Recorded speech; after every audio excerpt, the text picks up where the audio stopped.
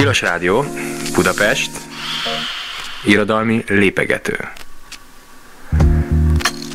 Ez nagyon jó. Hallgassátok az irodalmi lépegetőt. Lépegessetek, lépegető. Felfelé, lefelé, lépegetünk. Előre.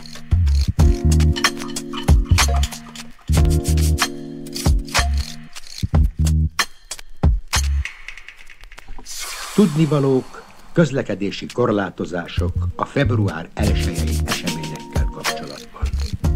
Mint ismeretes, holnap után, február 1-én, egy keddi napon, délután 3:46-kor vége lesz a világnak. Mindjárt utána az utolsó ítélet következik. A fővárosi tanács illetékes ügyosztálya felkéri a lakosságot, hogy kerülje a pánikot. Másfelől viszont türelmetlenkedni is fölösleges, mert kivétel nélkül mindenki sorra kerül. Nagyobb méretű közlekedési korlátozásokra nem lesz szükség, de az alagutat az esetleges beomlás veszélye miatt délután 3-kor lezárják. Ettől kezdve a 4-es, 5-ös és 56-os autóbusz a Lánchíd helyett az Erzsébet hídon közlekedik. A vasutak, hajók, autóbuszok menetrendszerűen járnak, sőt, a Vigadó térről egy sétahajó különjárat is indul, mely elegendő számú jelentkező esetén fellobogózott ravatalként úszik lefelé a Vaskapu festői vidéke és a Fekete-tenger felé.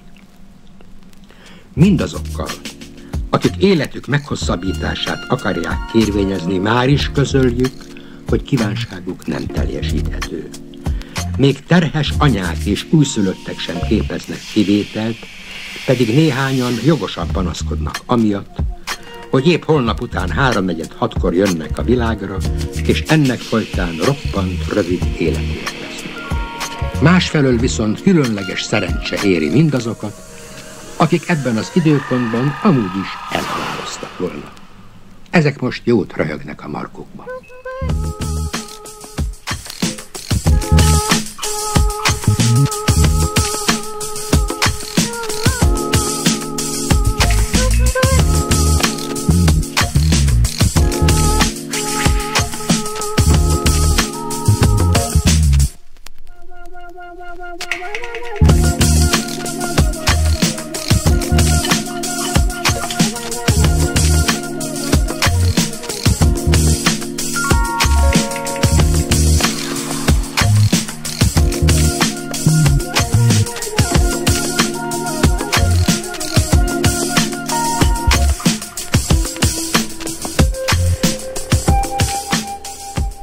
Budapest.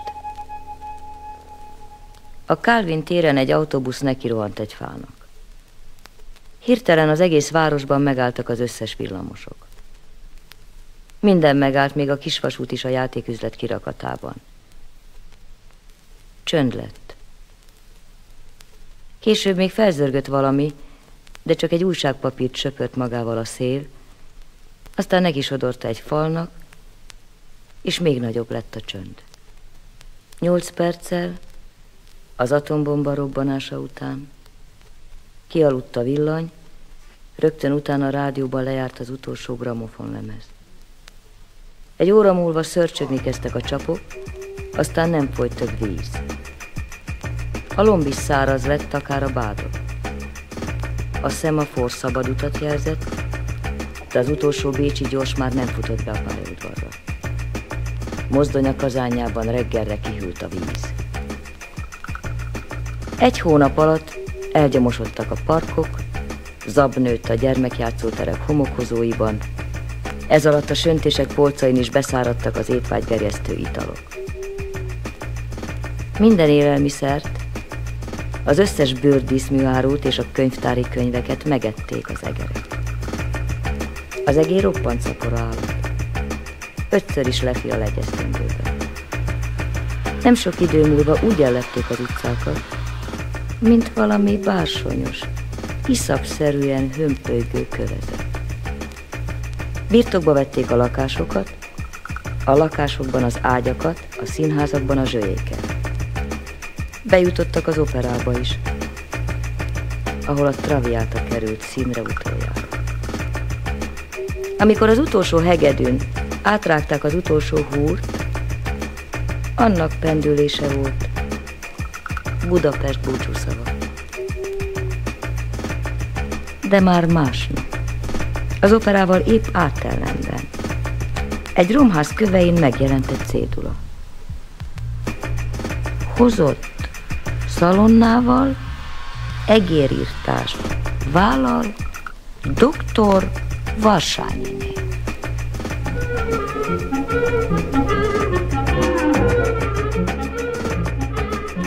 Nézzünk bizakodva a jövőbe.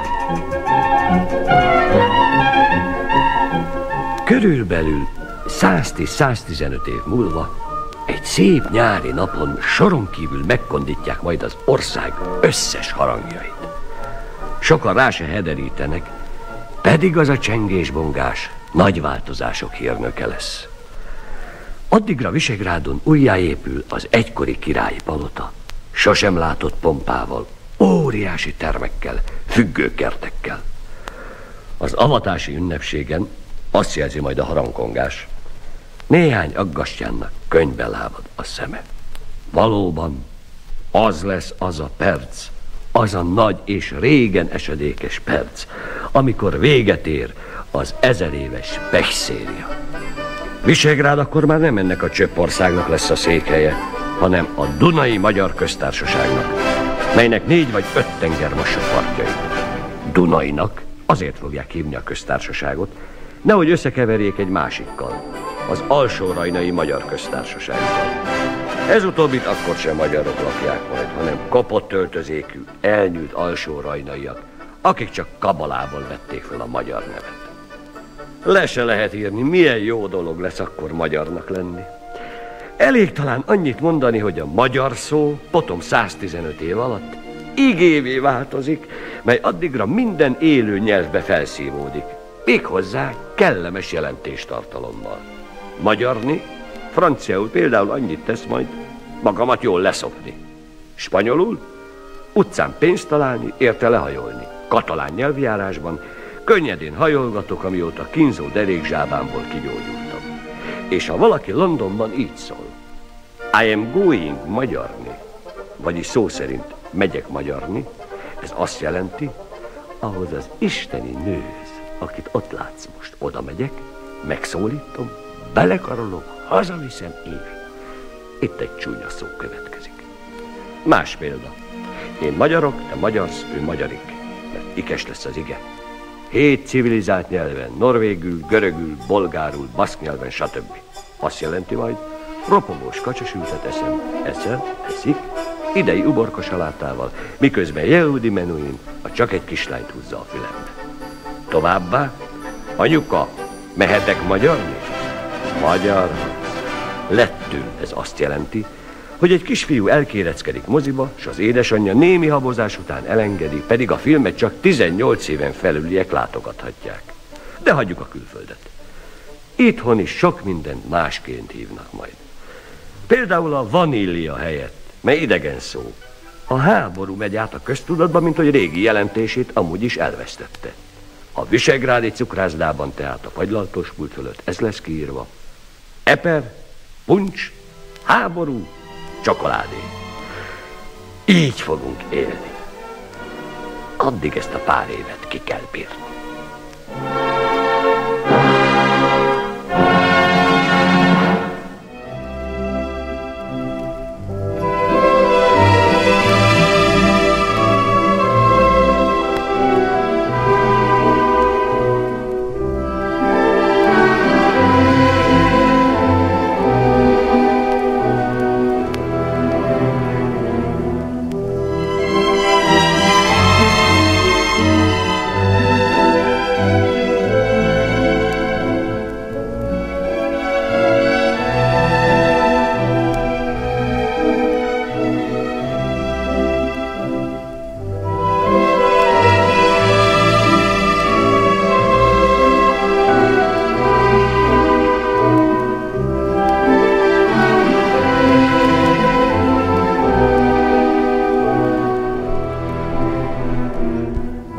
Én néha azt hiszem, hogy a művészetek is, még az ősemberi világban valamilyen groteszk módon születtek meg először.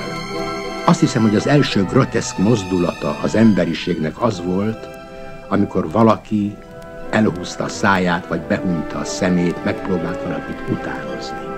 Talán éppen a törzsfőt, valami vezetőt, valami hatalmasabb egyént, valami erős embert csúfát tenni, kinevettetni.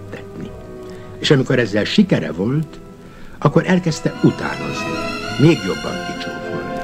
És így alakult ki a világon az első bohóc tréfa. Na most a bohóckodás, amit én különben a legnagyobb és legnemesebb művészetek egyikének vallok, a bohóckodás végig kísérte az embert a kezdő művészetek korától egészen a mai napig. A bohóc mindig az a művész, aki valamilyen ellentétet mutat be. Ez benne a groteszk. Bejön lomposan, nagy csónakcipőben, pepita nadrágban, fehérre meszelt arccal, maga az elesettség, a nyomorúság. De ott áll mindig valamilyen erős ember, lehetőleg frakban, akivel a bohóc kikezd. A bohóc megpróbálja kicsúfolni. Megpróbál egy vödör vizet ráönteni, csak mi derül ki, hogy a bohóc vödre üres, abból nem jön víz, viszont az erős ember fölkap egy vödröt, nyakon önti a bohócot, aki vizes lesz és mi nevető. Ennek a századnak legnagyobb művésze, akit ismerünk, Chaplin, akit maguk is ismernek, tulajdonképpen bohóc volt, ugyanebben a csónakcipőben, legfeljebb nem pepita nadrágban, hanem egy elszegényedett, középosztályú ember bukdácsolása volt a modern technika világában. A groteszk tehát mindig ellentétek egymás mellé állítása. Olyan dolgok közelítése, amelyek látszólag távol vannak, de csak látszólag.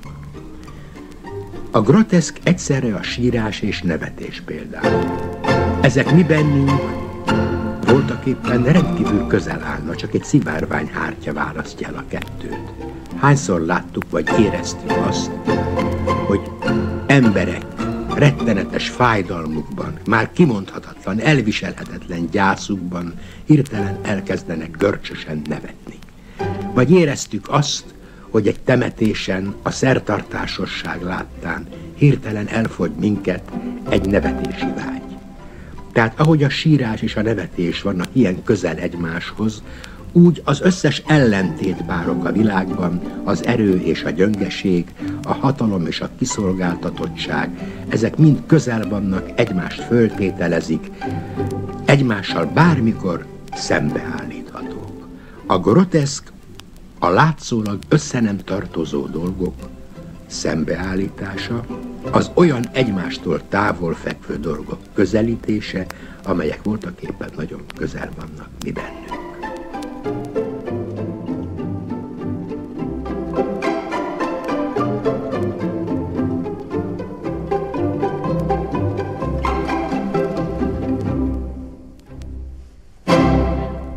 Szeretném mondani az én egyperces novelláimról, hogy milyen természetű írások, mi az érdekességük, a céljuk, és így tovább. Hát először is, mint a nevük is mutatja, rövidek. Fél percig, egy percig, vagy valamivel tovább tartanak. És, minthogy ilyen rövidek, nem nagyon fáradtságos az elkészítésük. Talán az lesz a legjobb, ha megmutatom, hogyan lehet egyperces novellákat írni. Nem olyan nagy mesterség, minden írni, olvasni tudó, jó ízlésű ember elsajátíthatja, és egy kis gyakorlat után, ha van egy lukas fél órája, leül és megír egy pár egyperces novellát. Hát akkor lássunk hozzá. Adjunk neki címet. Mi legyen a címe? Legyen a címe egyperces novella. A többi már megy, mint a karikacsapás. Most beszéljük meg a témát, amiről a novella szól. Én azt javasolom, hogy ne sokat vacakoljunk témakereséssel. Egyperces novellát mindenről lehet írni. Arról, ami otthon van, a legelső dologról, ami a kezünkbe akad, a legelső dologról, ami eszünkbe jut.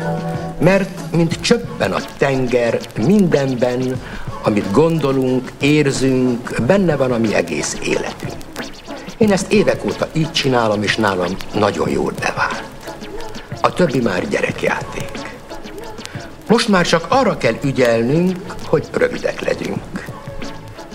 Ez se nehéz dolog. Mindig arra gondoljunk, hogy amit mi tudunk, azt tudják mások is, amire mi rájöttünk, arra rá tud jönni akárki más. Tehát nem kell sokat beszélni. A művészet úgyis mindig kivonatol, mindig sűrít. Mondjuk, hogy valaki húslevesre vágyik, akkor nem a kész levest veszi meg a boltban, hanem elmegy és vesz egy kicsi kockát. Azt hazaviszi, megfőzi, sűrű vagy híglevesre a gusztusa szerint. Az író is mindent, amit megélt, amit gondolt, ilyen kicsi kockákba sűríti. Hiszen az olvasónak is van esze, neki is van képzelete, mely mindjárt, amikor az író elhallgatott, működni kezd. Tehát jegyezzük meg, hogy kerülni kell a bőbeszédűséget. Kérem, ha önök is elkezdenek majd egyperces novellákat írni, tartsák ezt szem előtt. Én mindig abból indulok ki, hogy mi, akik egy országban élünk és egy évszázadban élünk, mi nekünk nagyjából hasonlítanak az emlékeink és hasonlítanak az álmaink is. Mindig ezt a közöset kerestem, a lényegeset, az emlékezetest. Néha elég egy szó, egyetlen egy szónak is olyan hatása lehet, mint amikor este gombnyomásra egész utcasorokon kigyulladnak a villanyok. Néha arra gondolok, hogy talán nem is igazi novellák ezek. Talán inkább azt kellene mondani, hogy csak jeleket adok. De a jeladáshoz két személy kell. Az egyik, aki adja, a másik, aki fölfogja. És most arra kérem önöket, hogy nyissák meg előttük a képzelőt.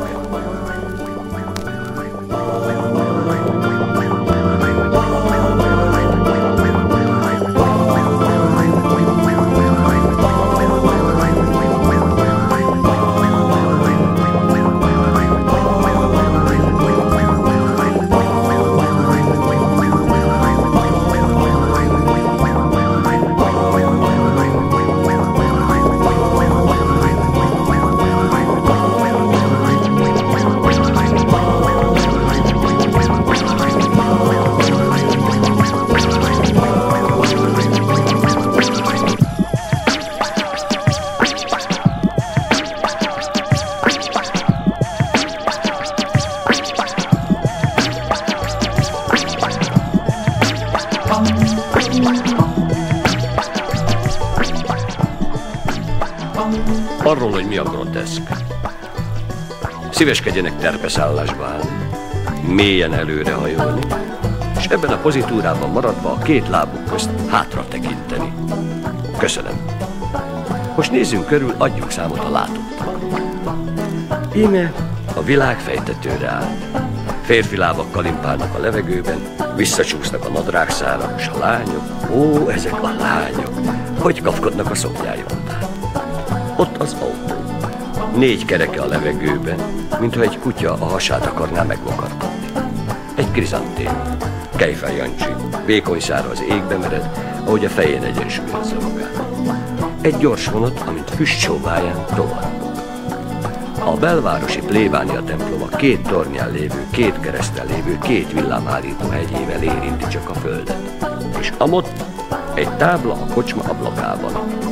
Rös, lopasc, ne sérf. Vagyis frissen csapolt sör. Bent egy dülöngélő vendég, fejjel aláfelé, elhozza sörét a söntésből. A sorrend, lent a hab, rajta a sör, fent a pohár talpa. Egy csöpp nem sok, de annyi se csordul ki. Tél van.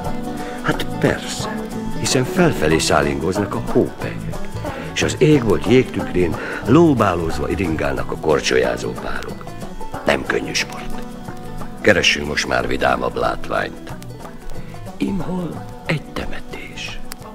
Fölhulló hópelyek közt fölcsöpögő könnyek fátyolán át végignézhetjük, amint a sírások 2 vastag kötélen fölbocsátják a koporsót. a munkatársak, ismerősök, közel és távoli rokonok, továbbá az özvegy meg a 3 árva göröngyöt ragadnak, és elkezdik a koporsót hajigálni. Jusson eszünkbe az a szívettépő hang, amikor a sírgödörbe ledobált rögök megdobbannak és szétomlanak. Az özvegy sír, jajonganak az árvák.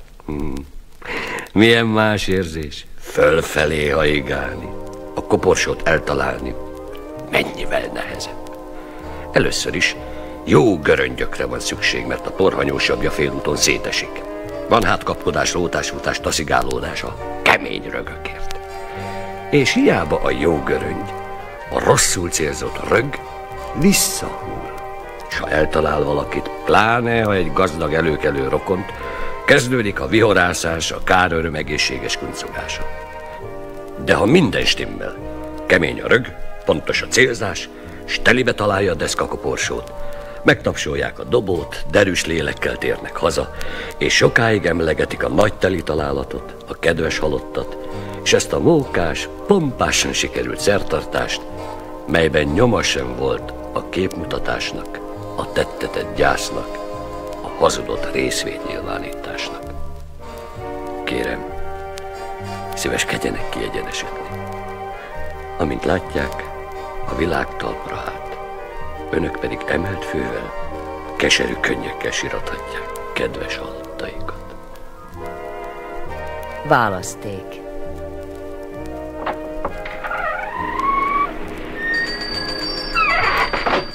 Jó napot, asszonyom! Mit kíván a kedves vevő? Egy barna kalapot szeretnék venni. Milyen legyen? Sportos, szolidabb?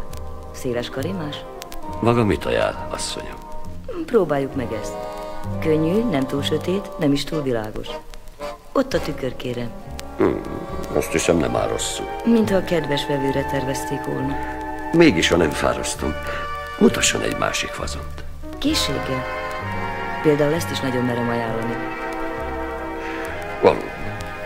Jól. Nem is tudom, melyiket válasszam. Talán egy harmadikat. Ezt nagyon sok vevőnk dicséri, és épp olyan jól áll, mint az első 2. Igaza van. Mi az árkülönbség a 3 kalap közt? Az áruk egyforma. És a minőségük? Merem állítani, egyik sem rosszabb a másiknál. Hát akkor mi a különbség a 3 felpróbált kalap közt? Semmi, uram. Nekem nincs is 3 barna férfi kalapom. Hanem hány? Csak ez az egy. Amit egymás után 3-szor felpróbáltam? Igen, kérem. Ha szabad kérdeznem, melyiket választja? Magam se tudom. Talán a legelsőt. Azt hiszem, az a legelőnyösebb. Bár a másik 2 sem lebecsülendő. De most már kitartok a legelső kalapnál. Ahogy parancsolja, uram. Jó napot! Jó napot!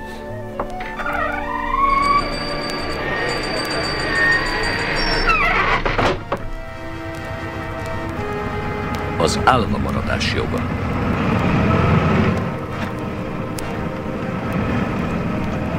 Ha most a kalauznő, aki már eddig is látszólag közönösen, 2-3-szor végignézett rajtam, azt találná mondani, hogy kérem a kedves utasokat fáradjanak a kocsi elejébe, akkor én erre mérget vehetnek. Egy árva szót sem szólnék, másfelől viszont meg sem occannék, hanem, mintha ide lennék cövekelve, állva maradnék a helyemen. Arra ugyanis, hogy én itt okvetlenül állva maradjak, alapos okom van.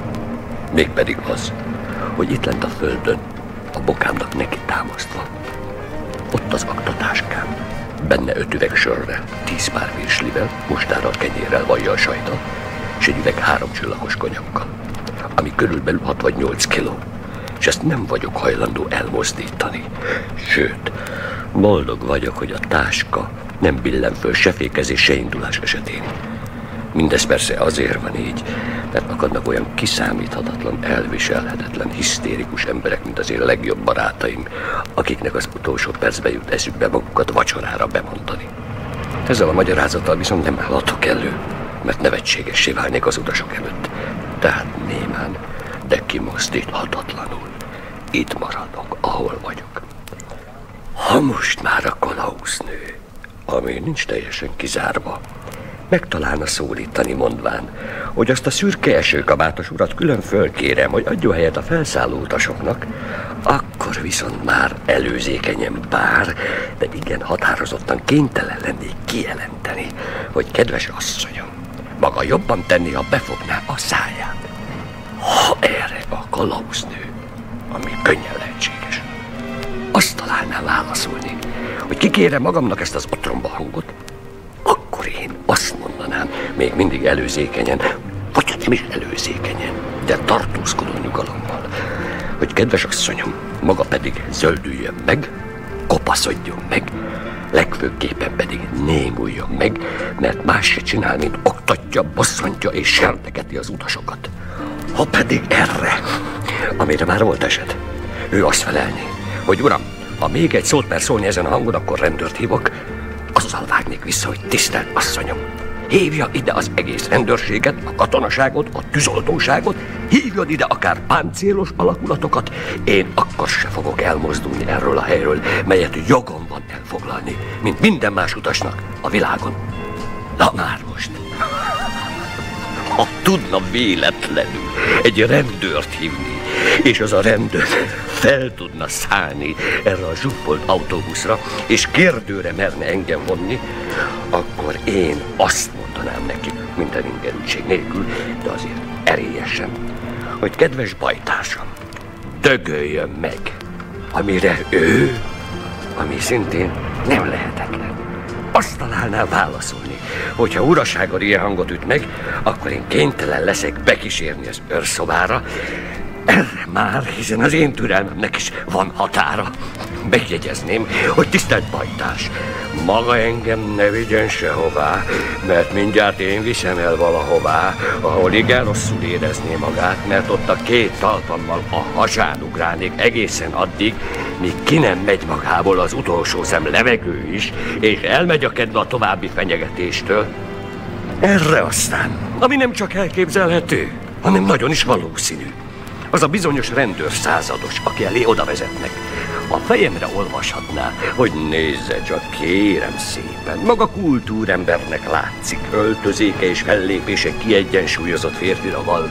Hogy mondhatott ilyesmit egy rendőrnek, aki csak a kötelességét teljesítette, amikor védelmébe vette egy dolgozó asszonyt, aki nem tett mást, mint hogy a legnagyobb udvariassággal szintén a kötelességét teljesítette? Erre azonban én már nem is válaszolnék, mert utálok vitatkozni, hanem egy lépést hátrálnék, a nadrágom sliccét kigombolna, és abban a kerületi őrszobában egyszerűen oda kis dolgoznék arra a különben is tintafoltos zsírbecsétes futószőnyeg, és miután dolgomat elvégeztem, nadrágomat pedig begomboltam. Legfeljebb annyit mondanék, hogy nézze, százados úr, a válaszom csak ez. Ha pedig ezek után, ami még a lehetőségek birodalmába tartozik, az Elmegyógyintézet főorvosa erőltetett gyöngétséggel arra szólítana fel, hogy most hunjam be a szememet, nyújtsam előre a kezemet, és egy képzeletbeli egyenes vonalon induljak el ő felé, akkor én ugyan nem hunynám be a szememet, nem nyújtanám előre a kezemet, de azon a képzeletbeli egyenes vonalon elindulnék ő felé, és úgy hasba rúgnám, hogy hátra bukfencezne az íróasztal mögé. És ez még semmi.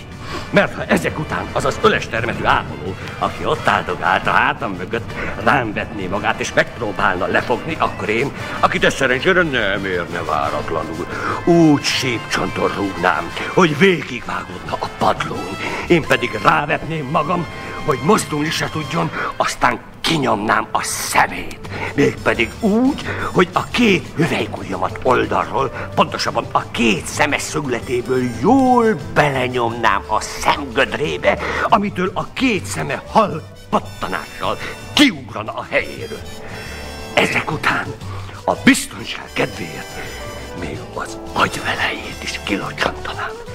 És most már szabad utat nyerve fognám az aktatáskámat, lemennék az utcára, intenék egy taxinak, hogy időben hazaérve illő vendégszeretettel fogadhassam kedves barátomat.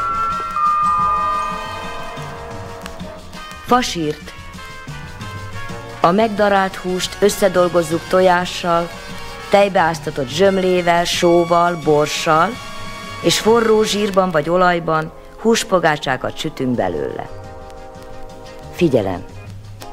Nekünk, emlősöknek nem mellékes kérdés, hogy mi daráljuk-e a húst, vagy bennünket darálnak-e meg. Legmerészebb álmaink is megvalósíthatók. Kedves Feri, az a harmadik kutya nem húz. Sajnos egy kissé rövid az ostorom. Sőt, úgy veszem észre, mint a bicegne is egy kicsit. Hogy ne bicegne, mikor csak 3 lába van? Tényleg. Nem kár egy nyomorék állatot kocsi elé fogni? Nézze meg jobban, Ilonka. Mind a 12 kutyám 3 lábú. Jaj, szegények. Inkább engem sajnáljon, Ilonkám. Az összes sintéreket végigjártam, amíg sikerült összeszednem 12 3-lábú kutyát. Lehet, hogy nem értek hozzá, de az ember azt hinné, hogy egy normális kutya jobban és kitartóbban húz. Ezt nem vitatom. Én azonban vérbeli városlakó vagyok. Mit kezdjek 12 4-lábú kutyával? Csak nem fél tőlük, Feri. Én a szúnyogcsipéstől is félek. A természet erőivel csinyán kell bánni. Mondjuk, hogy ezek a kutyák 4 lábúak. Mondjuk, hogy megbolondulnak valahelytől. Mondjuk, hogy kitépik a gyeplőt a kezemből. Jobb erre nem is gondolni, Ilonkám. Akkor se értem. Ha fél a kutyáktól, akkor miért velük húzatja az autóját? Mert rosszul vezetek. Azt meg lehet tanulni. Félig meddig, Ilonkám. Az ember és az autó nem egyenrangú fér. Nézzen körül! Egyetlen kutyavontatású autót se lehet látni. Elég baj az. Pedig az ember sajnos már nem bírja utolérni a technikát. Használni használja.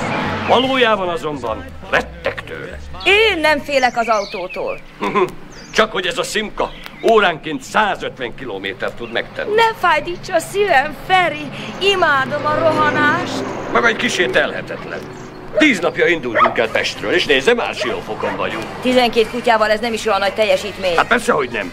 Csak hogy én már Pesten behúztam a kéziféket. Nem túl óvatos maga egy kicsit? Pontosan ez az a tempó, amelyre teremtve vagyunk. Látja, mennyi ember, és mindenki minket bámul. Irigykednek. Egészen ki van düledve a szemük. Mert látják, hogy legszebb álmaink is megvalósíthatók.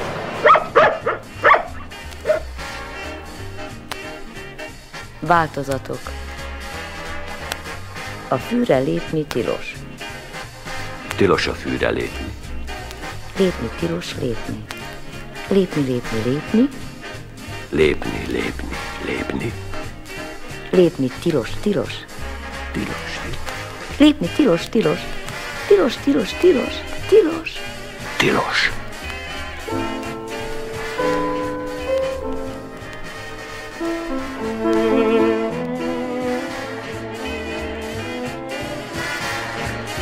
Apró hirdetés. Joliot-Curie téri, 5. emeleti, 2 szobás, alkóvos, beépített konyhabútorral fölszerelt, Sashegyre néző lakásomat sürgősen ráfizetéssel is elcserélném.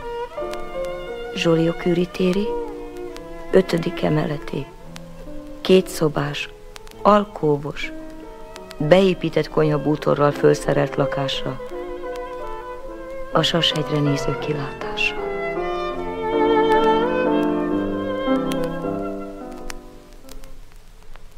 Bevégezetlen ragozás.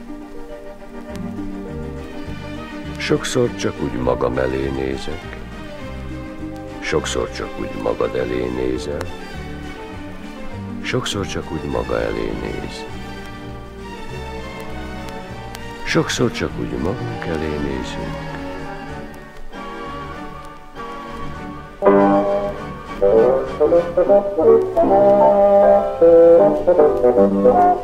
Valahol a nagy magyar Alföldnek egy kicsike tanyáján éldegélt egy család. Apa, anya és 2 gyerek. Mind pogácsa kedvelők.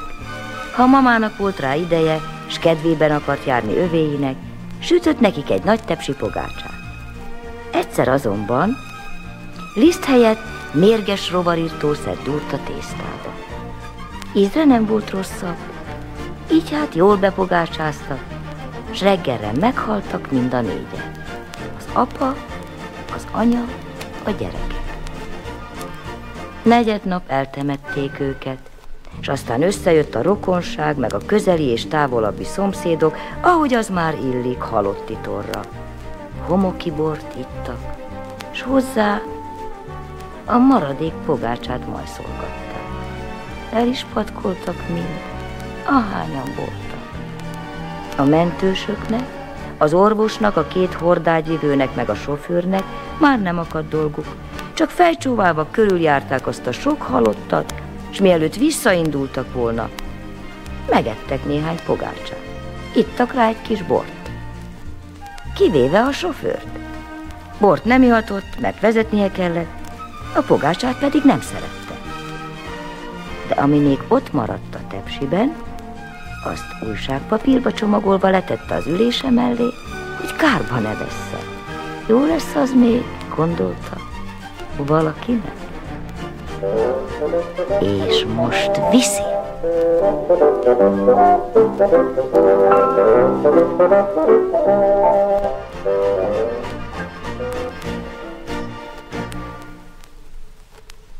Visszafelé. És aztán elindulnék a gép felé, az ezüstösen szikrázó, karcsú lökhajtásos felé, podgyászunk feladva, kézitáskán dugig megtömve dedikált verseskötetekkel és regényekkel, mindenféle fajta fehér és barna színű rumokkal, melyekkel az utolsó percben megajándékoztak a barátaim, visszamosolyognék a fekete hajú, fekete szemű légi kisasszonyra, aki szívélyesen így üdvözölne: "Sea bienvenido, señor", és én visszaköszönnék: "Buenos tardes, señorita".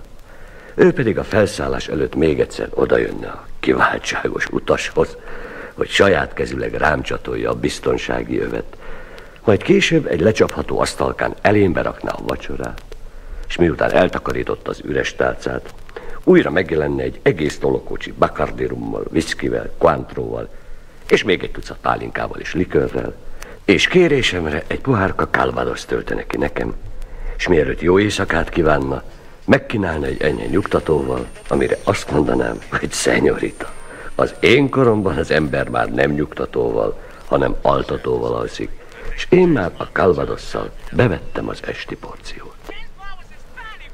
El is nyomna hamarosan az álom, és mire a szememet kinyitnám, már lefelé köröznénk, és az ablakomból távoli párák fájtlán keresztül az Eiffel-tornyot és a Sacré-Cœurt látnám átderengeni. Odalent egy óriási Chevrolet taxival, amilyennel nálunk csak a miniszterek járnak, áthajtanék a Gare de l'Estre. Útközben a sofőr megkérdezni akarnám, hogy egy kicsit körülfurikázzunk, vagy vigyen ki egyenest a vasútra. Csak egyenest mondanám neki, mert 24 éves koromban már megjártam Párizst, már akkoriban nem nagyon akadt pénzem taxira. És már mennék is tovább, mert ha nem mennék, akkor kézről kézre adogatnának. A sofőr a hordárnak, a hordár az Orient Express algériai hálókocsi kalauzának, aki ugyan nem fogadna akkora cécóval, mint a fekete régi kisasszony, de behozna a friss párizsi újságokat és képeslapokat. Ezeket lapozgatnám, miközben sövítve száguldanánk váltott kalauzokkal, mindig más étkezőkocsikkal, még csak Salzburg és Bécs között át nem mennék vacsorázni, és asztalomhoz nem ülne egy ismeretlen úr, és meg nem kérdezné: "Uraságot, ha nem tévedek, ugyebár magyar?" Az már aztán gyorsan kiderülne, hogy nem csak honfitársak vagyunk, hanem mindketten a pesti piaristákhoz jártunk gimnáziumba, aminek örömére bort hozatnánk, és a 4. fél liter után olyan ramazúrit csapnánk, hogy a pincér egy tányéron elénk rakná a számlát, és fagyos arccal közölné, hogy ő még meglett embereknél nem tapasztalt ilyen éretlen viselkedést, mire mi fizetnénk, a folyosón összeülelkeznénk, örökre búcsút vennénk. Én pedig hegyes halomnál arra ébrednék, hogy kemény fapadon alszom, de a vámos felrázna álmomból, hogy fenékig feltúrja ütött-kopott vulkánkofferemet. Aztán újra elaludnék, még csak be nem futnánk a nyugatira, ahol is fognám vulkántáskámat, átpréselődnék a tömegen, hiszen hordát fogadni eszembe se jutna, mert pont annyi pénzem lenne a zsebemben, amennyiért hazavinne egy taxi. Sorban állva várnám, még csak oda nem kanyarodna az én taxim. Még nem csak rozoga, hanem erősen hányadékszagú is lenne, mert a sofőr éjféltől mostanáig egy hullarészek postást fuvarozott az egyik kocsmából a másikba. De amikor le akarnám csavarni az ablakot, azt mondaná: hagyja csak, fiatalul, bedöglött a nyitó, egyébként kint még büdösebb van, mint bent. De addigra meg is érkeznénk a kisfaludi közbe, ahol 24 éves koromban egy kétszobás udvari lakásban laktam, jobban mondva laktunk, az egyik szobában én, a másikban Oravec Lajos géppuskás hadnagy, testi-lelki barátom, aki ordítozva fogadna, kitépné kezemből a vulkánt, miközben hátba püfölne és fenékbe rúgna, hogy minél gyorsabban belögdösön a szobámba, ahol mellesleg ugyanolyan orfacsaró illat fogadna, mint a taxiban, az alagsorban működő bölcserző műhelyből ugyanis fölszállt, és mindenben beleette magát a bűz. Ráadásul a falnál egy mosóteknő állna, és ha megkérdezném: te, Lajos, mire kell nekünk ez a teknő? Oravec nagyot röhögne, amiért Párizsban még azt is elfelejtettem, hogy ide-haza beázik és cseperész a plafon. Az asztalon viszont újságpapírra szépen kikészítve már várna a szokásos vacsora: egy veknyi kenyér, egy üveg cseresznyepálinka, meg egy jókora darab füstölt szalonna, mert pénzdolgában permanens szorultságban éltünk, mint hogy Oravec tiszti járandóságát és az én első novelláim honoráriumát, ahogy készhez vettük, el is pucoltuk kocsmázásra és mindenféle előügyekre, aminek folytán a nem fizető napokon kenyéren és avasszalonnán éltünk. Avason azért, mert Oravec szerint a szalonna csak akkor szalonna, ha avas. És mire én mindezt újra fölidézném, és megemészteném, és belélegezném, Oravec levágná magát egy rozzant tonetszékbe, mégpedig lovagolvást, lábát szétterpesztve, s tetőtől talpig végignézve rajta megkérdezné: na mi az? Hát megjöttél. Én pedig akkor már a nyikorgó rézágyamon ülnék, és azt válaszolnám Oravec Lajosnak: hát meg.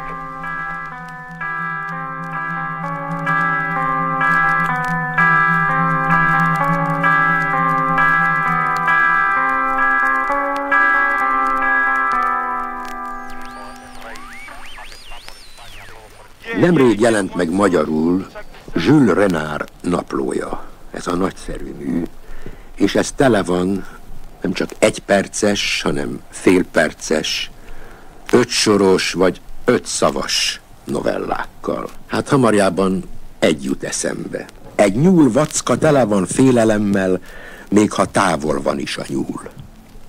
Ennyi a novella. Persze ez így első hallásra nem érthető. Ez tulajdonképpen nem is hallgatásra, hanem olvasásra való. Ahhoz, hogy megértsük, kell egy kis csönd, egy kis pihenés, egy kis visszagondolás. Az, hogy a nyúl vacka tele van félelemmel, szép, de tulajdonképpen nem is igaz, illetve első hallásra nem fogadjuk el igaznak. De ha utána gondolunk, és szabadjára engedjük a képzeletünket, akkor fölrémül bennünk valami, egy emlék, például egy szoba emléke, egy olyan szoba emléke, ahol nagyon egyedül voltunk és féltünk, annyira féltünk, hogy a félelem bevette magát a szobánkba, bútorainkba, könyveinkbe, s távollétünkbe is ott maradt. És amikor idáig jutottunk, eljutottunk e mondat megértéséig. A kimondatlanságnak, az elhallgatásnak, annak van valamilyen képzeletindító hatása az olvasóra, és persze az íróra is. Gondoljunk csak arra, ha egy szokványos mondatból a mindennapi beszélgetésben véletlenül kimarad egy szó, azon is meghökkenünk, megáll rajta a szemünk, elgondolkozunk, mi történt, miért maradt az ki. És ha nem szavak maradnak ki, hanem jelzések, szokványos utalások, leírások, részletezések, ha tehát egy csomó olyan dolog, amit eddig az író végzett el, most ráhárul az olvasóra, akkor valami feszültség keletkezik, ugyanaz a feszültség, ami bennem is megvan írás közben, és létrejön egy izgalmi állapot. Olyanféle dolog ez, mintha egy elektromos kisülés jönne létre az író és olvasó között. Amit az író nem mond el, azt végül is az olvasó képzelete egészíti ki, és ez végül is olyanná válik, mint egy közös játék, egy újfajta társasjáték író és olvasó között, amelyben persze sohasem párhuzamosak az érzések, mert hiszen mindnyájunk más élményeket hozunk magunkkal, és egy-egy szó, egy gondolat mást indít el bennünk.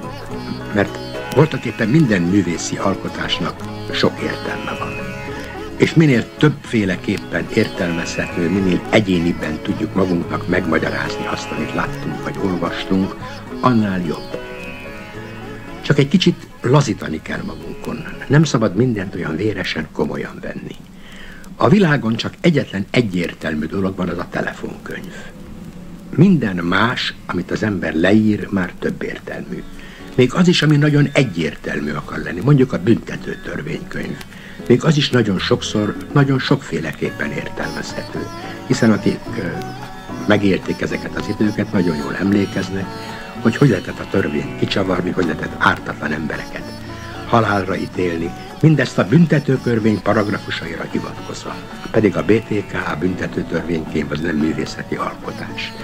A művészi alkotás viszont éppen megkívánja, hogy minden ember a maga szemszögéből, a maga tapasztalatai birtokában, a maga érdeklődési köréből közelítsen hozzá.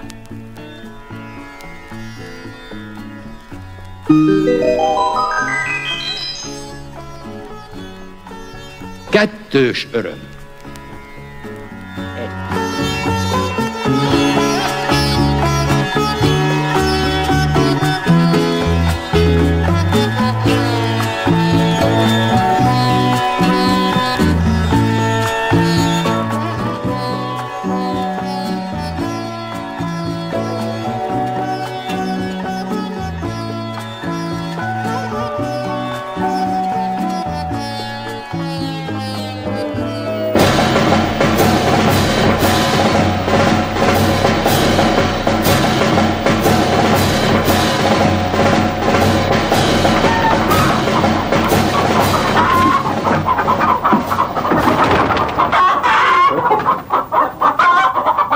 Örkény István, Tóték, rádiókomédia.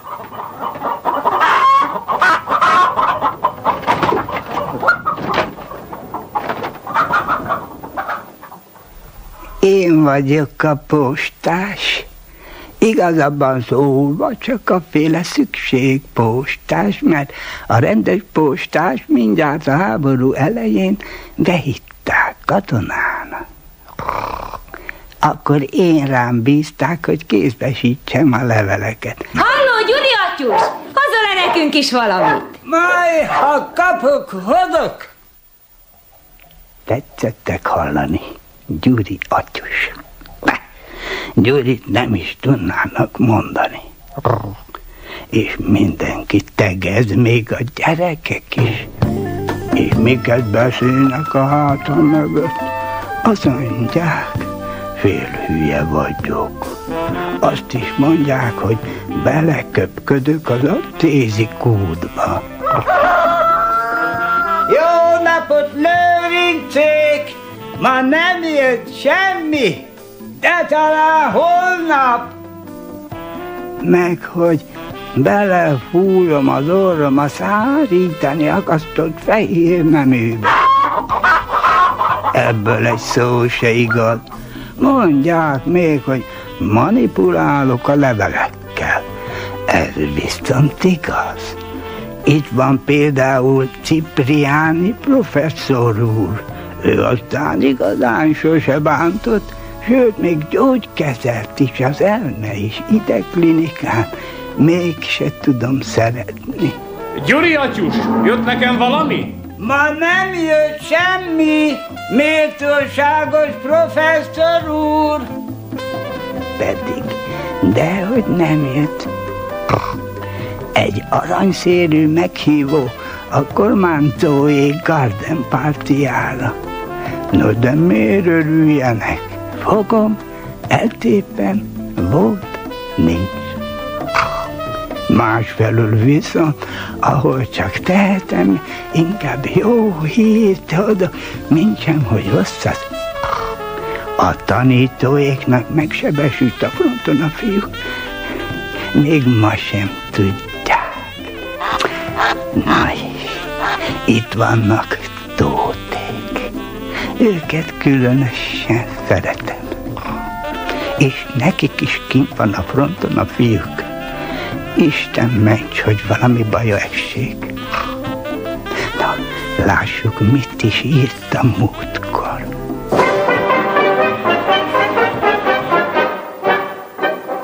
Sajnálattal közlöm, hogy erős hasmenéssel járó kolbász mérgezésen van. No hát ezt középre tettem. Egy kolbász mérgezés néha magától elmúlik, máskor viszont súlyos baj csinál. No, ez most mit ír most? Édes tüleim és Ágika, örömmel tudatom, hogy menésem elmúlt, és mért jó erőben és egészségben vagyok. Tetszenek látni? Ezt megspóroltam nekik. Jó ezt tudni, hogy egy fél hülye sem egészen hülye. No, mi van tovább?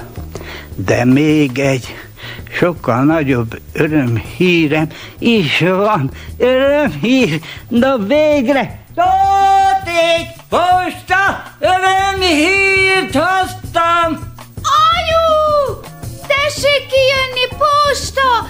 Gyula írt! Jaj, hallom, kislányom, és jövök. Mutasd. Itt. Gyula írt, édes jó Lajosom, Gyula írt. Na végre, olvasd, csak olvasd, Mariskám.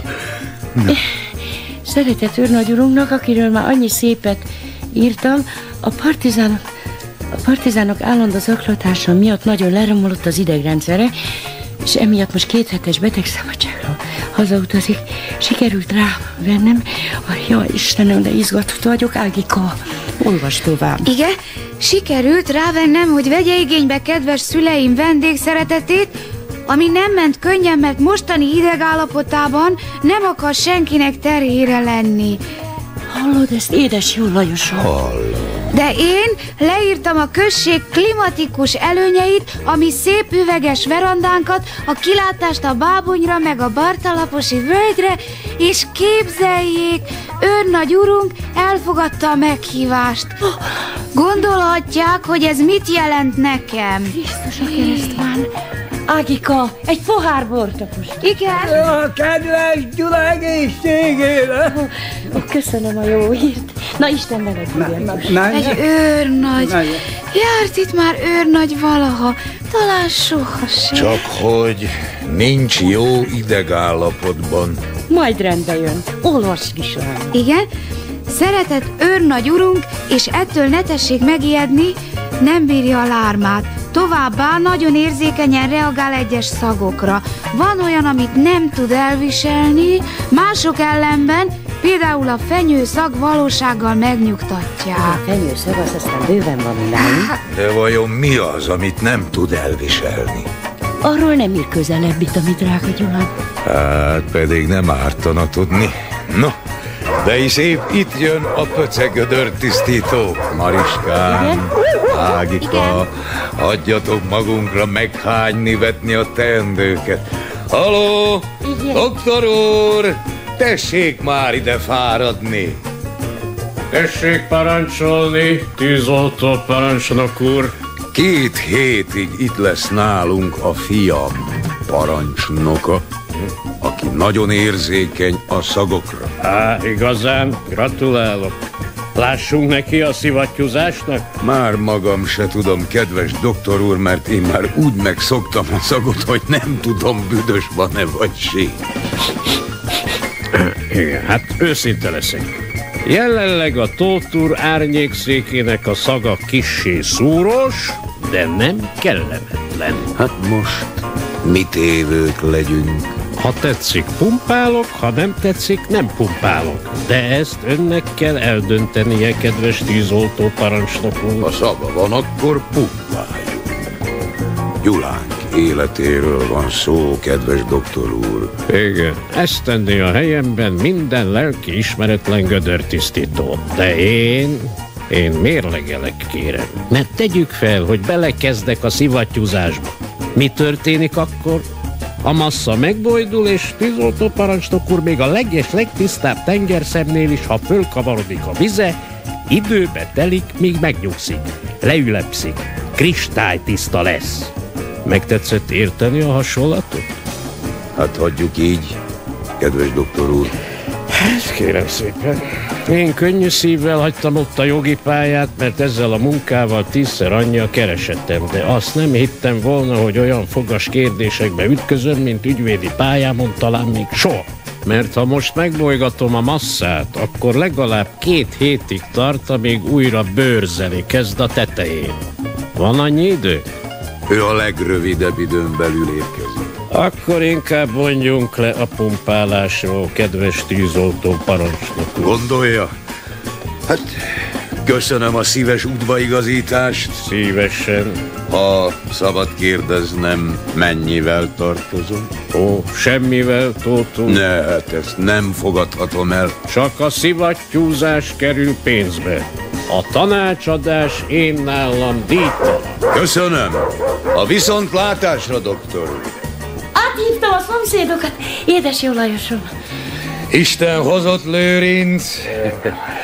Isten hozta magát is. Giziné asszonyság. Üdvözlöm. Legyenek figyelemmel, kérem. Ismertetni fogjuk a fiam levelét. Olvasom. Most, hogy közeledik az indulás napja, őrnagyurunk egyre több jelét adja rokon szenvének. A szabadságos vonat Novioszkolból indul, és ő megígérte, hogy a zászló egy gépkocsiján elkísérhetem. Hát ez jó hír. Gratulálok, egy ilyen derék fiú. Még egy fontos dologra figyelmeztetem kedves minnyájukat. Őrnagyurunk a nagyfokú partizán veszély miatt álmatlanságban szenved, és ezért teljes csöndre van szüksége.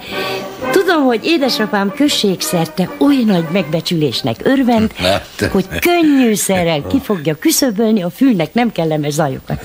Na tessék, hát mi nálunk nincsen csönd? Jaj, dehogy nincs. Mi nekünk van egy vendégkönyvünk, és az egyik lakó ezt jegyezte föl. Itt olyan sötét és simogató a csönd, mint a fekete bársony. Sokszor elolvasom, és egészen elzsibbadok. Hát akkor mi baj van ezzel a csönddel? Hát úgy látszik, hogy az ilyen magas állású személyek, hát érzékenyek a fülnek nem kellemes zajokra. De milyen zajokra? Ezt mi úgy értelmeztük, hogy a szélzúgást, eső cseperészést és a madárhangokat nem szükséges kiküszöbölni. Hát az oké, na kár is volna. Viszont éppen te felőled áthallatszik néha valamilyen kellemetlen hang. Nem cuppogás? De olyasmi.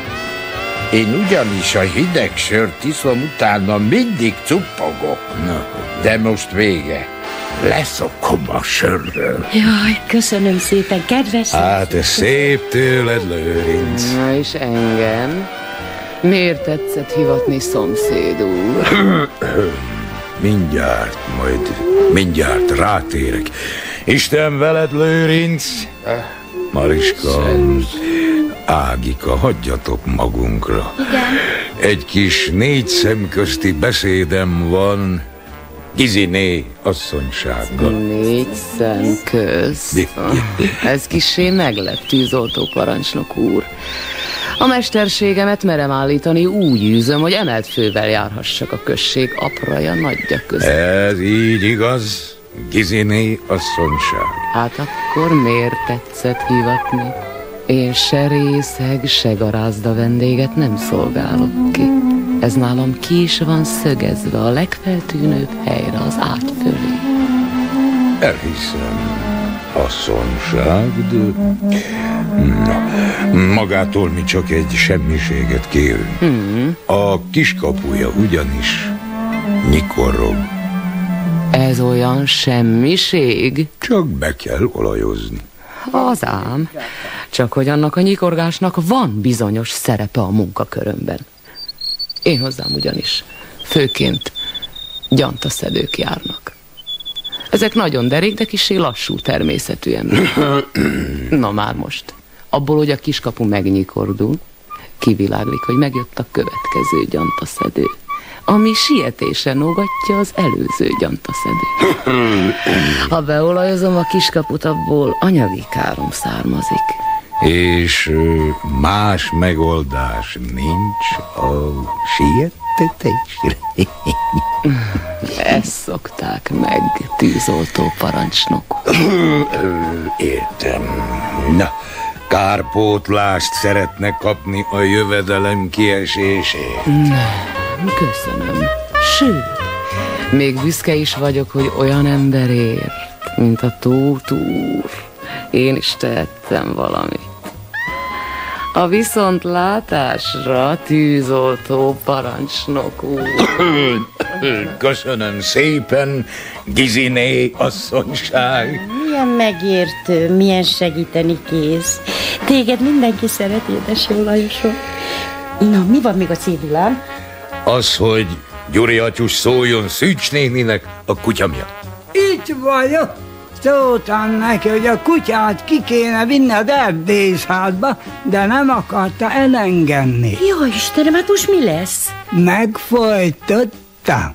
Szűcs nénit? A kutyát. Mi őt kellett volna? Jaj, eredj már, dehogy. Mert a Tóth úr kedvén nagyon szívesen. Köszönöm, de nem szükséges. Mi volt még? Én pedig megkértem mind a két autóbusznak a sofőrét, hogy 2 hétig ne dudáljanak a kanyarban. Jól van, és Kastrinerné a mák darálójával? Nem, ő nem fog darálni. Hallgassatok csak. Tessék, most is darál. De hát az nem lehet. Együtt daráltunk le 2 hétre valót. Vagy nem azt hallom? De azt hallom, ebből az irányból hallom. Gyuri atyús, te darálsz itt, fiam. Én? Hát persze, hogy ő. Hát ő darál. Ja, hát én így lélegzek. Nekem ugyanis hordó melyen van. Hallgass jól ide, fiam. Ezen túl, ha hozod a postát, amikor megérkezel a Cipriani professzor villája elé, beszélj oda levegőt. És csak amikor a Stubenhammerék kerítésén már túl vagy, akkor ereszted ki. A nagyon hosszú út. Hát nem rövid. És ha megfulladok. Ha megfulladsz, megfulladsz. Amikor a mi egyetlen fiunk kint harcol a fronton, akkor meg ne halljam, hogy a házunk előtt lélegzetet mersz venni. Nem is, nem, hát persze, hogy nem, a Tóth úr kedvére mindent megteszek. Hordd el magad.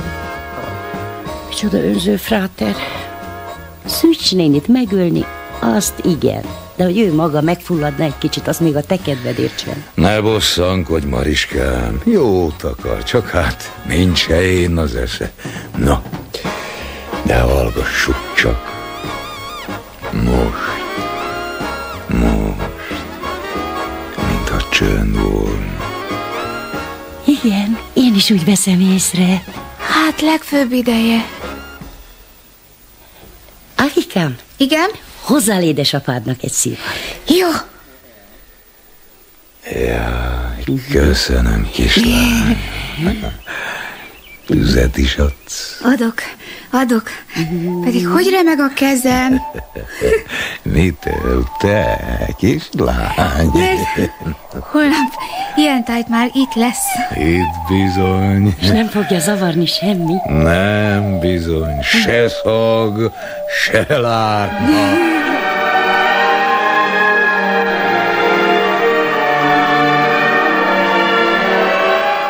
Milyen egy őrnagy, apu?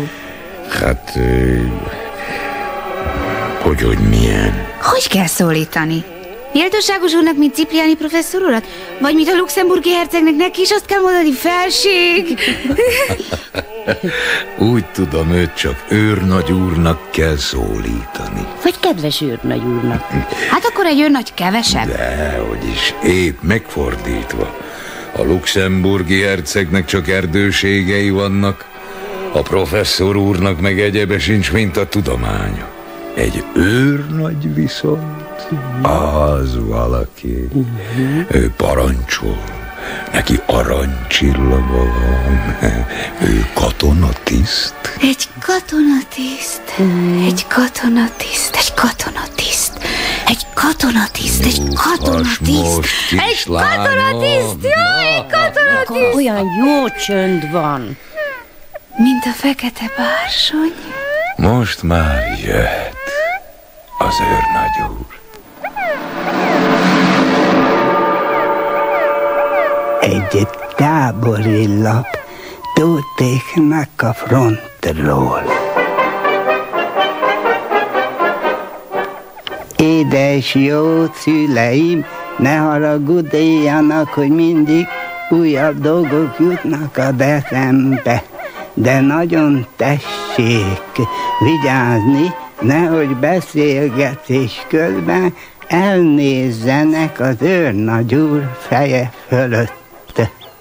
Ezt ő, minthogy az átlagosnál alacsonyabb növésű, nehezményezni szokta. Nagy baj. Tóth úr viszont az átlagosnál magasabb. Ó, miért nem egyformák az emberek? Ezt a lapot összetépem. De mit használok vele? Mi lesz, ha megjön az a kicsiny őrnagy és a kedves Tóth úr, akit a jóisten olyan szép magasan növesztett, eltalán nézni a feje fölött. Jaj, nekünk jön már a busz. Jön már a busz! Jön! Jaj, a szívem is kiszakad, haj az apu is! Hallom, már dudál is. Már dudál is?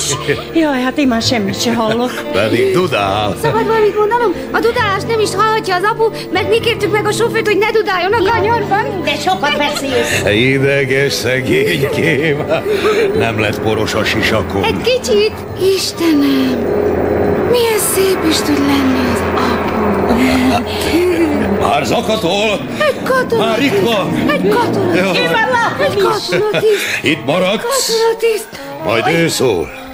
És akkor te szépen odalépsz hozzá, és átadod neki a csokrot. Igen.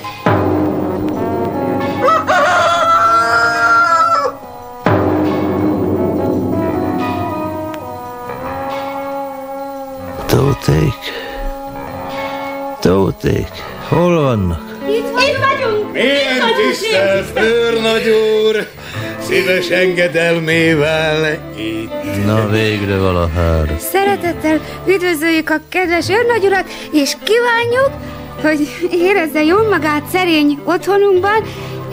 Köszönöm, kislányom, pihenj. Alig látok. Ezt a napfényt is meg kell szokni, 9 hónapos sötétség, piszok és por után. Na, végre. Már jobb? Már kezdek látni. A kedves Tóth úr. És Mariska, ugye? És ő az Ágika. Igen. Milyen szép itt minden. Ez a jó levegő. Ez a csönd. Higgyék el, hogy 9 hónapos állandó zajban és büdösségben eltöltött frontszolgálat után. Miről beszéltem? Hogy állandó zajban és büdösségben. Úgy van. Igen. Szinte el se tudom hinni, hogy itthon vagyok. Pedig itt mindent ismerek már, ahogy a kedves fiúk leírta a dolgokat. Az ott a Bábony, ez pedig a Bartalaposi völgy. Kedves Tóth, mi van ott a háta mögött? Csak a Volt Klein féle sörkert és a paplak. Akkor jó. Hiába az éjszakai partizán veszély felőrölte az idegrendszeremet, de maguk ezzel kérem ne is törődjenek, éljenek úgy, mintha itt se volnék. Megmondtam mindjárt a maguk kedves fiának is, csak ha nem zavarok, csak ha nem leszek terhére senki. Mondja csak, Tóth! Lát valami rendellenességet a hátam mögött? Semmi különöset, mélyen tisztelt őrnagy úr. Mert mindig oda néz. Én kizárólag a mélyen tisztelt őrnagy urat nézem. Nézzék, Tóthék, már az is elég, hogy a világ egy része mindig az ember háta mögött van. Minek ezt a bajt még azzal is tetézni, hogy valaki folyton oda néz? Valami furcsát mondtam? Nem fejeztem ki magam világosan? Jaj, dehogy nem. Vigyázz, édes jó Lajosom, hova nézel? Hát hova nézel? Tessék oda nézni, ahová jól esik. Megmondtam, nekem sem igényeim, sem extra kívánságaim nincsen. Ha így elfordulok, akkor jobb? Nem mondhatnám. És így? Az előbb azért jobb volt. Ne hajts el a fejét. Bizonyára maga sem szereti, ha valakinek a pillantása úgy szólván becsúszik az ember lába alá. Hát, már magam se tudom, hogy mit csináljak. Fölfelé nézz, édes jó Lajos. Nem, ez kényelmetlen volna. Ebben nem megyek bele. Egyébként is az idegrendszerem romlása, mely főképp a partizánok állandó zaklatásának a következménye, nem okozhat az én kedves vendéglátóimnak megterhelést. Ebben egyedül én vagyok hibás. Ó, szó sincs róla. Édes jó Lajosom, csinálj már valamit. De mit? Szabad valamit mondanom? Ha egy kicsit a szemébe húzná a sisakját, akkor egészen mindegy lenne, hogy hová néz az apu. Gratulálok! A maguk kislányának van esze. Őrnagy úr, hogy én behúzzam a szemembe a sisakomat. Na, igazítsd meg a sisakodat, édes jó Lajosom. Arról nem is beszélek, hogy ez szabályellenes, mert a tűzoltóság ügyrendi szabályzata értelmében a tűzoltó függőleges tengelyének és a sisak vízszintes tengelyének 90 fokos szöget kell bezárnia. Ez azonban másodrendű kérdés.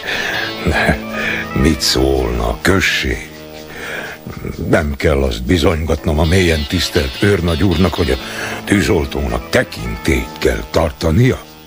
Ki hallgat egy olyan községi tűzoltóra, aki szemébe húzott sisakkal sétál, mint egy részeg kocsis? Hát, így akár 4 kézláb is hazamehetek. Isten őrizd! Dehogy engednénk 4 kézláb mászkálni az aput? Hát azt nem is. El sem fogadnám. Sőt, kérem, tekintsék a személyemet úgy szólván levegőnek. Ha észreveszem, hogy feszélyezem magukat, inkább azonnal elutazom. Hallod ezt, édes jó Lajosom? Nem tehetem. Hát te csak magadra gondolsz? És nem arra, hogy majd jönnek a hidegek, a nagy termesztő orosz hidegek, és fújni fog a szél. Ne gyötörjetek, inkább a szemembe húzom a sisakomat, tessék. Kitűnő. Ennél jobb megoldást álmodni sem. Az én apumnak nincs párja a világon. Látom. Egy kis jó akarattal csodát lehet tenni. Nem zavarja a látásban, kedves Tóth? A legkevésbé sem mélyen tisztelt őrnagy úr. Azon kívül ismerem az utat. Ez nagyon megnyugtat. Akkor mehetünk? Igen, hogyne, erre tessék. Az út milyen? Nincs belőve rá az orosz nehéz tüzérség? Hogy? Látják, kérem. Nem tudom elhinni, hogy itthon vagyok. De azért nem árt, a széjjel szóródunk egy kicsit. Tartsunk 5 lépést távközt. Tessék, Tóth úr! Ágika oda! Igen? Csatárlánc! Igen? Indulj! Nem. Mit bámulsz, édes jó Lajosom? Csatárláncban megyünk haza, apu! Na, apu! Hát fogd meg az őrnagyunk koferjét, és gyere!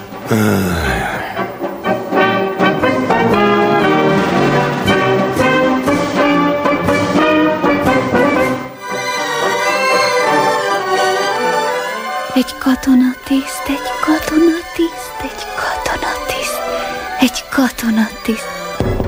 Tessék! Csak tessék, főtisztelendő úr, dicsértessék a Jézus Krisztus. Örökké. Egyedül vagy, kislányom? Halkan tessék, mert a vendégünk alszik. Anyuik mindjárt jönnek. Épp a vendég felől jöttem érdeklődni. Be lehet nézni, mert csak résre van csukva az ajtó, de innen csak a fél lába látszik. Azért megnézem. Hát igen, egy őrnagy kislány. Sajnos a bal oldalán fekszik. Az nem jó? Megnyomja a szívét, ami nem ideális. Tessék csak! Jó napot, Kiziné nagycsád! Jó napot! Az őrnagy urat szeretné megnézni? Ó, ha lehetne, dicsértessék a Jézus Krisztus. Örökké nagycsád, halkan tessék, mert az őrnagy úr alszik. Jaj, de kár! De ha már nyitva az ajtó, megengedik, hogy egy pillantást vessek rá. De a résen csak a bal lába látszik. Nekem az is sokat jelent. Jaj, de szép láb. De gyönyörű szép. Istenem, átfordult. Nagyon helyes, így nem nyomja meg a szívét. Hála annak a jó Istennek. Jaj. Istenem, miért is kellett ezt nekem látnom? Gyantaszedők, és megint csak gyantaszedők. Így múlik el az élet. Hát bűn az, ha valaki többre vágyik, főtisztelendő úr. Hát nem is tudom, mit mondjak, de sok igazság van a szavaiban. De jönnek a háziak. Tóth úr, remélem nem haragszik meg a háborgatásért. Én csak az őrnagy úr lábát jöttem be megnézni. Váljék egészségére, nagycsád. Nem tetszik tudni, tűzoltó parancsnok úr, szereti az őrnagy úr a sült almát. Miért kérdi? Mert nekem van egy specialitásom. Az ágyam fejénél áll egy kis vaskályha, és azon állandóan sülnek az almák. A vendégeim élnek, halnak értük. És nem igaz oda? Nálam nem. Én munka közben is egész gépiesen hátranyúlok és megforgatom őket. Ezt csak azért mondom, mert hát ha a kedves vendégnek egyszer gusztusat támadna egy kis sült almát. Hát, köszönjük szépen. Sajnos, most nincs abban az erőbeli állapotban. Nem is akartam tolakodni, de majd egyszer, ha lábra áll egy kicsit, szívesen fölajánlom, amint csak van. Nagyon kedves magától. A viszontlátás. Igen, minden jót, Giziné nagycsád. Anyuka, apuka, hát mi is tudunk almát sütni, nem? Ezt te még nem érted, kislányom. Mondd csak, Lajos, mit csináltál a sisakoddal, fiam? Ezt is ő akarta, nem tudom, mi baja van velem. Mi lenne? Jaj, milyen az apu, hiszen alig állt a lábán szegényke. Akármit csinálok, semmi se tetszik neki. Fiam, te csak a hiúságodra hallgatsz. Ő háborúból jön, várj türelemmel, míg ki nem piheni magát. Na, Isten veletek! Dicsértessék! Dicsértessék! Mi csak az őrnagy úr. Ki volt ez? Tomai plébános úr. Ismerik? Hát hogyne, ő a mi papunk. Senkivel sem szabad megbízni. A pisztolyom ott van mindig a párnám alatt. Ha még egyszer bemeri tenni a lábát, legyen olyan kedves, Mariskám, lője agyon. Hát ez csak természetes, milyen tisztelt. Köszönöm, Mariskám. Milyen jó itt maguknál, ez a fenyőszag. Persze maguk nem is sejtik, mit jelenteznek. Ó, és hogy mi hogy örülünk. Pedig nem is tudtuk, hogy a fiúnknak ilyen áldott jó parancsnoka van. Ó, Gyula. Ne bussuljon miatt a Mariskám. Ő kísért ki a vonathoz, megfürödtünk, aztán söröztünk a kantinba. A lelkükre kötöttem, hogy sötétedés előtt induljanak vissza, mert amíg világos van, nincs partizán veszély. Ne féljenek, a maguk Gyulája biztonságban van. Jó ét! Jöjj!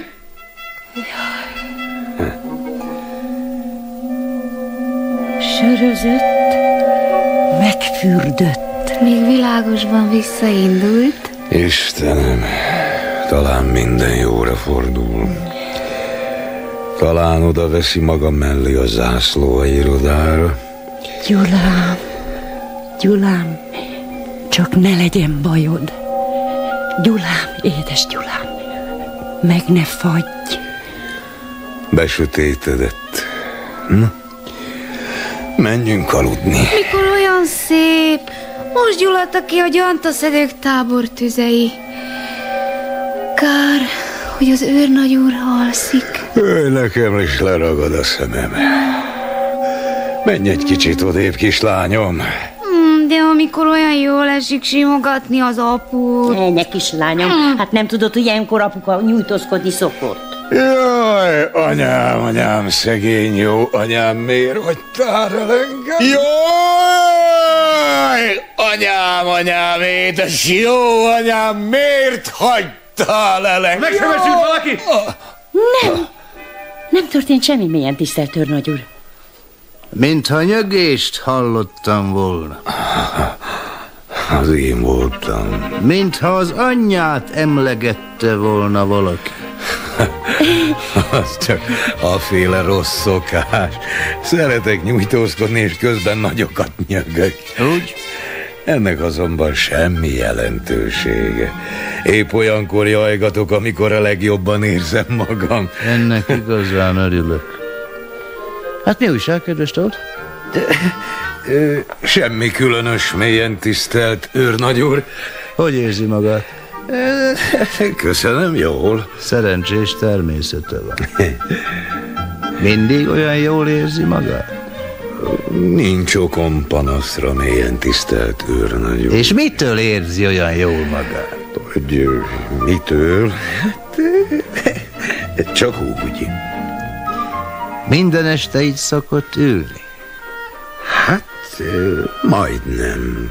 Mélyen tisztelt őrnagy úr. És voltak éppen mit csinál itt? Csak levegőzök. Más semmit?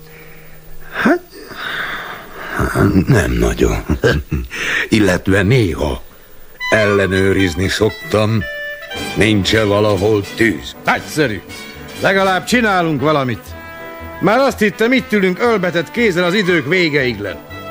Hogy történik a tűzellenőrzés? Nem olyan nagy eset. Nem baj, legalább mozgunk. Elkísérhetem? Csak tessék. Na? Bár nem olyan nagy út, mert csak innen a hintaszékből, ahol sziasztázni szoktam, elmegyek idáig, az üveges verandánk ajtajáig. Ide? Hát igen. És? Körülnézek, nem pusztít-e valahol tűz? Nagyon helyes. És hogy történik az? Hát, először elnézek emerre balra. És? Aztán megfordulok. És? És elnézek amarra jobb kéz felé. És? Aztán visszaülök a hintaszékbe. Ez az egész? Ez. Na jó. Kedves Tóth, én csak egy kérdést teszek föl. Nem hiányzik magának valami? Csak a megyfaszipkám, de az szót sem érdem. Nem tárgyi értelemben gondolom. Én a tevékenység hiányának káros következményeire akarom rávezetni. Nem egészen értik? Nézzék, Tóthik. Egy sötét szobában a legkisebb nesz is megsokszorozva hangzik. Na már most? A semmittevés úgy hat a szervezetre, mint a sötétség a hallószervekre. Felerősíti a belső neszeket, káprázatokat okoz a látómezőn, zúgást idéz elő az agyban. A katonáimmal, ha nincs semmi elfoglaltságuk, mindig levágatom és visszavarratom a nadrággombjaikat, ettől helyreáll a lelki egyensúlyuk. Világos már, hogy mit akartam mondani az előtt? Igen. Ha milyen tisztelt őrnagy úrnak leszakadnak a nadrággombjai, azt mi Ágikával rögtön visszavarjuk. Igen. Maguk teljesen félreértették a szavait. Ja. Mondják, van cukorspárga a háznál, ami jól össze van gubancolva? Hogyne, akad. Miért van rá szüksége a milyen tisztelt őrnagy úrnak? Meg ki fogom bogozni! Én nem bírok olyan tétlenül ülni, mint maguk. Szabad valamit mondanom? Hiszen mi ketten, az anyu meg én, sohasem szoktunk ölbetett kézzel ülni. Hát mit csinál? Ilyenkor így este felé, ha nincs jobb dolgunk, dobozokat szoktunk hajtogatni. Dobozokat? Miféle dobozokról van szó? Amiből aztán vatat meg köccet csomagolnak. Itt van egy, tessék nézni, itt van. Érdekes. Ez pedig a szóban forgó karton. Nagyon érdekes. A kartonokat az Egri Sanitárs kötszergyárból kapjuk. Ezeket előbb bevagdossuk a margóvágóval, aztán körülhajtogatjuk. Mi az a margóvágó? Ez mi? Apu eszkábálta össze, mint egy kenyérvágó. Ezt a kart így le lehet csapni. Itt van egy kartonlap. Most én ezt bevágom. Igen, én pedig már hajtogatom is a dobozt. Hát miért nem szólt? Kitűnő dolog. Igen, tessék nézni, hogy hajtogatom a dobozt. Ez igen. Ez valami. Melyik oldalon kezdi a hajtogatást? Egyes? Kettes? Tessék, mit szólnak hozzá, mi? Na hát, ilyet még nem is láttam. Ágika, kérek újabb kartonokat. Jaj, nem, hogy a mi legkedvesebb vendégünk ilyen alantas munkával alázza meg magát, arról szó nem lehet. Engem csak neki, milyen Mariska, amikor végre jól érzem magam, még mit nem? Hogy én ne csinálhassak dobozokat? Akkor inkább becsomagolok, már is sem van. Jaj, nem! Kedves úrnagy úr, ilyet ne tessék mondani. Foglaljon helyet, kedves úrnagy úr. Hát akkor gyerünk dobozt csinálni. Ne! Dobozolni! Ez az! Dobozolni! Egy, kettő, négy, Na hát, milyen áldott keze van. Szebben csinálja, mint az anyu vagy én. És a kedves Tóth úr, ő miért nem tart velük? Én. Maguk nevetnek? Jaj, dehogy miért tisztelt őrnagy? Csak elgondoltuk az aput, ahogy dobozt hajtogatni. Még mit nem? Miért? Hogy én oda hülyek. Nincs nekem olyan kézügyességem. Nem az van itt a háttérben, kedves Tóth, hogy magának a dobozolás derogál? Hogy nekem valami derogáljon, amit a mélyen tisztelt őrnagy úr nem röstel csinálni. Nem. De méltóztassék megérteni az én helyzetemet is. Mi rang nélküli szerény, névtelen kis emberek vagyunk, és kis emberek között éljük le az életünket. A kis emberek kicsinyesek, nyomoznak, szaglásznak, a szemük sarkából lesik egymást, tessék elgondolni. A híre menne, mivel foglalatoskodom én ide-haza. Akkor aztán, ha kitörne egy nagy tűz, ha félreveretném a harangokat, ha riadóztatnám a falut, ne. A fülebottyát sem mozdítaná senki, inkább bennégnének, mint hogy szót fogadjanak egy olyan tűzoltó parancsnoknak, akinek a tekintélyén folt esett. Tehát mégiscsak derogál magának a dobozolás. Titokban talán még rajtam is mulat. Hát, szép. Pont fordítva. Épp azt akartam mondani, hogy az őrnagy úr helyzete más, az őrnagy úr azt csinál, amit akar, az őrnagy úr a kedvet adja. Micsoda? Követelem, ismételje meg. Hát, én csak azt mondtam, hogy az őrnagy úr a kedve van. És némán tűrik ezt? Mit gondol maga róla? Hogy beszél vele? Mit mondtam én? Nem szennyezem be magam azzal, hogy megismételjem azt a szót, mellyel a becsületembe gázolt. De figyelmeztetem, hogy a fronton egy ilyen sértésért fölbelevés jár! Jó.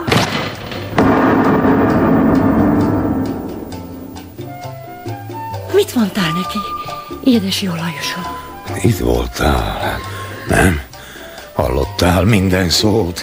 Hát, talán nem jól hallottam. No, eredj be, kérdezd meg.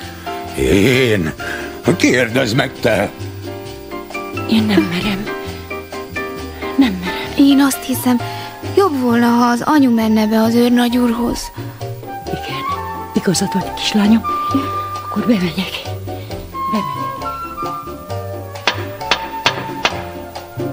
Tessék!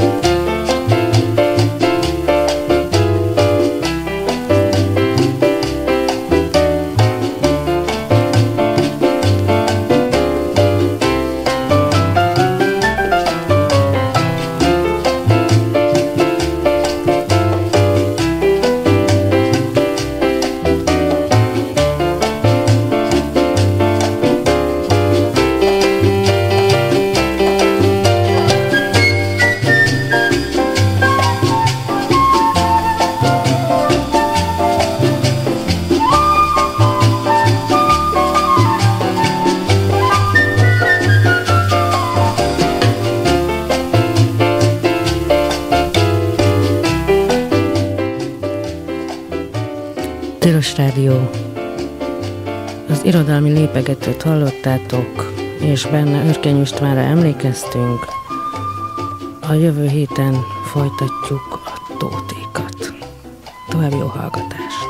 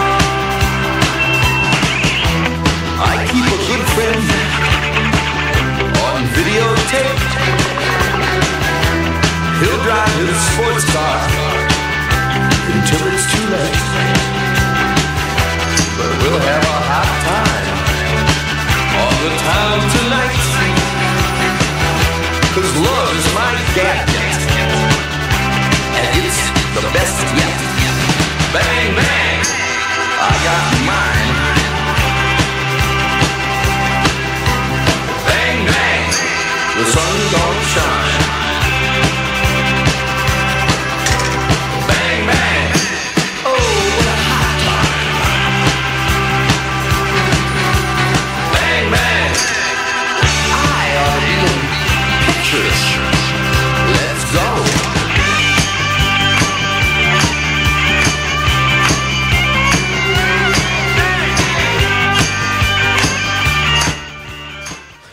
Sziasztok! Ez már a Bang Bang a tiloson. Supival, Hamival és Jackkel 3-tól 4-ig, és ismét egy nagyon kellemes 1 órának nézünk elébe. Mit fogunk hallani most legelőször, Hami? Hát igazából pont 30 évvel ezelőtt jelent meg a Swansnak a leges-legelső EP-je, egy 4 számos EP, ezt fogjuk elsőként lejátszani, aztán utána ehhez kapcsolódóan zenéket fogunk pakolni tovább. Akkor a Swans következik. Számcíme? A számcíme Low. Bang, bang, and you are next in line. Bang, bang, and that's all it means, man. Here, have a glass of wine. Bang, bang.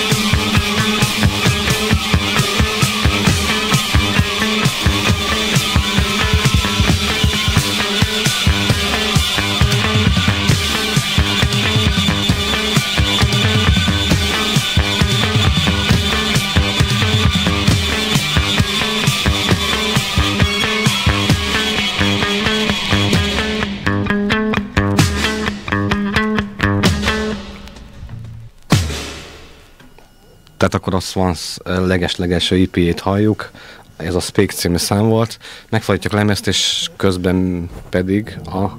Igen, amíg megfordul ez a jó kis EP, addig fölteszünk egy dalt az Animal Crackers-től, ez a Walking Trap.